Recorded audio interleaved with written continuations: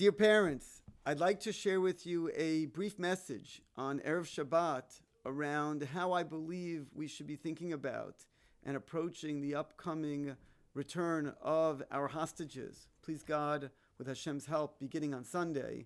I'd like to share with you thoughts that I shared with faculty as well as some that I shared with students as well.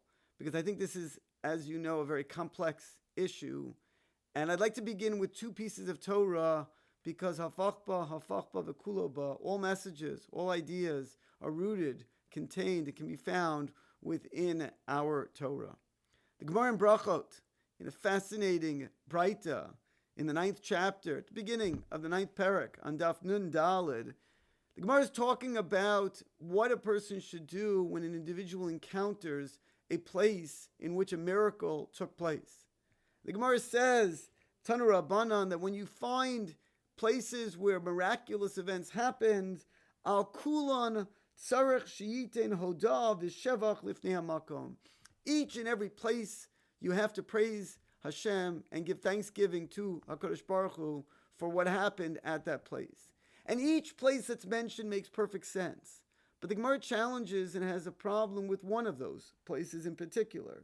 Because among the list, the Gemara includes, specifically, the Gemara says, V'ishto shalot, that if a person encounters a place where the wife of Lot became a pillar of salt, again, the implication is that you have to praise Hashem. And the Gemara says, wait a second, Bishlam akula nisa, it's understandable. Every single place that you mentioned, a miraculous event happened. Ela ishto shalot puranutahi. But if you encounter the place where the wife of Lot was turned into a pillar of salt and destroyed, that is a punishment. That wasn't a miraculous event. That wasn't a celebratory event. So Gemara says, you know what, you're right. At that place, Ta'amar Baruch Daina Emet, you have to utter the traditional blessing, the bracha that we say on the loss of a loved one. Blessed is Hashem, who is the true judge. Gemara says, Vaha hodav v'shevach katani. But wait a second, you said that you're supposed to offer praise and thank you. And here the Gemara says something truly revolutionary. Tani, the Gemara says, Al lot val ishto mevarchim shtayim. You have to indeed make two blessings, on Lot and on his wife. Al ishto omer baruch dain ha'emet, v'al Lot omer baruch zocher et hatzadikim. The Gemara is saying that when encountering a place that elicits dual emotions, conflicting emotions, one doesn't know what to feel because there are opposite ends of the extreme that play at our emotions.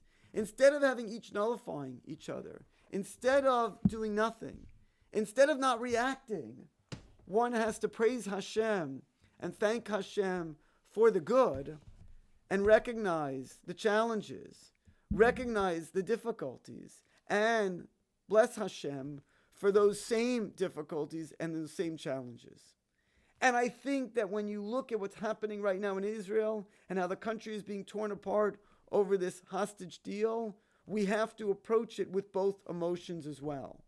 But one more piece of Torah, and then I'll share with you what I shared with our faculty, because I think they come together.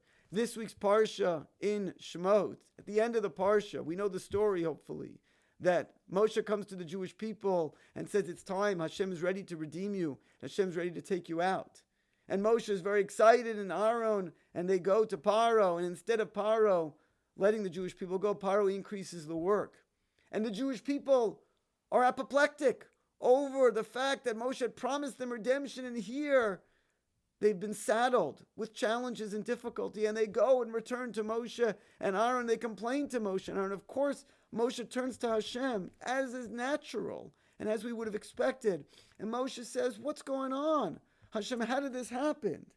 Vayashav Moshe el Hashem vayomar. And he says to Hashem, Lama hareota lama zev lama zeshlachtani. Why did this happen? Why did you send me in the first place? Umeaz bati el para ledaber bishmecha hera la'ama hazeh v'atzel lo atzalte et amecha. From the moment that you sent me, look at the terrible things that now have happened to the Jewish people. And HaKadosh Baruch Hu responds to Moshe, and he says, Moshe, patience, humility, a little bit of understanding is needed. The time is coming. The redemption is coming. Vayomer Hashem Moshe ata tir'eh asher eseh leParo. You're going to see what I'm going to do to Paro. But you need to be patient. And you need to recognize that the redemptive process is slow and doesn't happen exactly when you want it to happen. Now, when we think about how we have to react and what we must think and say in the context of what's going on around us, first and foremost, I believe fundamentally, and I express this to our faculty and to our teachers and to our students, we need humility. We need to recognize that we don't understand 1% of the plan of HaKadosh Baruch Hu, and by the way, we don't understand even 10% of the political machinations involved with our political leaders and what's behind this deal. And therefore, it's very, very hard to judge, and I think we should stay away from judging. We should stay away from dogmatic statements. This is a good deal, this is a bad deal, this is a tragedy, this is celebratory, and make extreme statements. I think we have to be very, very careful with recognizing what we know and what we don't know. And at the same time, we have to celebrate the good.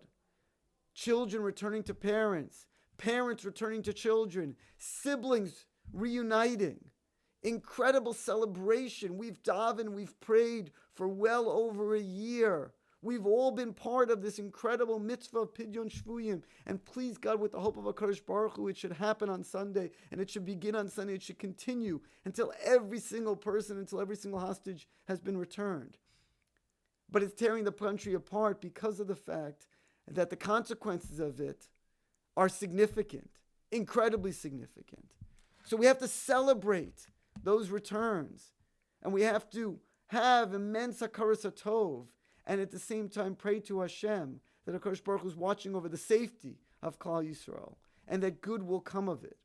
But most important, we have to have bitachon and emunah, that this is all part of the plan of the Atchalta de Geula that we are living through. We have to pinch ourselves and thank Hashem of how lucky we are to be able to see the Yad Hashem in our redemptive process. We're living during extraordinary times, no doubt. Parshat Shemot begins by focusing on the names of the Jewish people who came down to Mitzrayim to demonstrate and show the love that Hashem has for each and every name, each and every Jew, each and every person. Each one is a world unto itself. Each one is significant. And therefore, when each one returns, we have to celebrate. And we have to be cautious. And we have to daven. And we have to hope and we have to pray. And that's the message that I shared. A message of conflict, a message of complexity, a message of a lack of clarity, a message of bitachon, a message of understanding that we need humility to recognize that we barely understand any of what's going on and we can't. But a hope of prayer in the redemptive process, and that we should see it speedily in our days. B'mehera b'yameinu. Thank you for listening.